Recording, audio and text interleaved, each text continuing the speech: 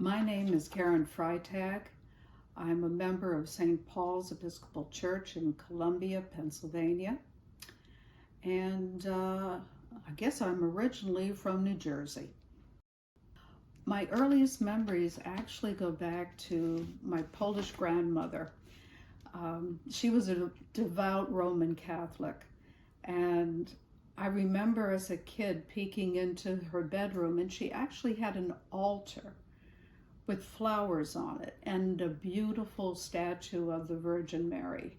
So I kind of learned from an early age that it was okay to be passionate about your faith, to have beautiful things associated with it. I remember her taking us to Mass, again when I was very little, and being transfixed by the colors and the sounds and the incense of the Mass. So that is one of my earliest memories.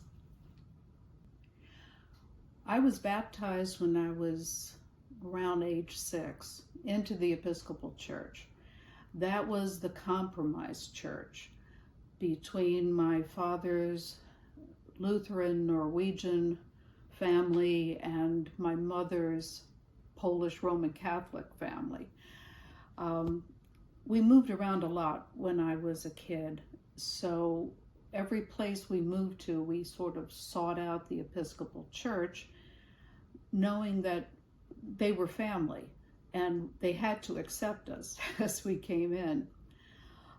So I spent really most of my life being active in the church one way or another, and always felt, close to God in a sense through the tradition, the liturgy, the music of the church. Now, later, when I was 19, I dropped out of college and went to Israel. Worked on the kibbutzim for like 6 months.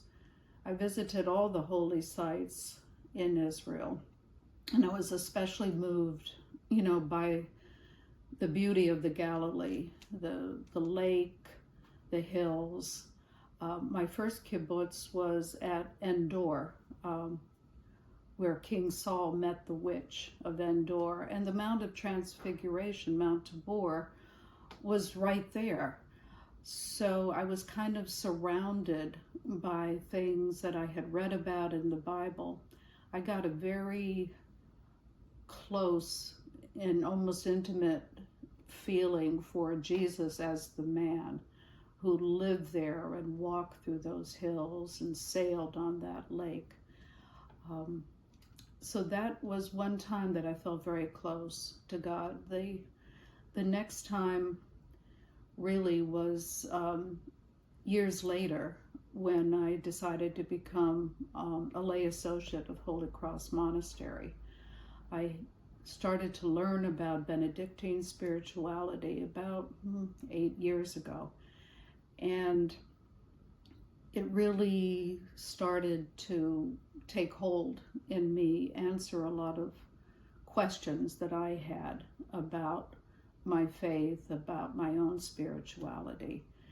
And I find that when I'm doing my personal rule of Benedict, I do feel very close to God. The two things that probably are the most important for me as a Benedictine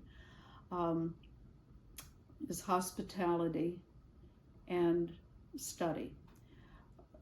Benedictine life is structured around prayer, work, study, and rest. And especially as a retired person, this structure gives my life form and meaning.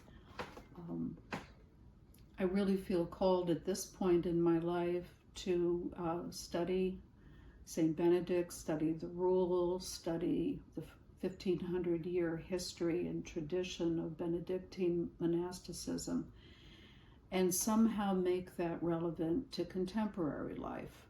And it does make contemporary life relevant.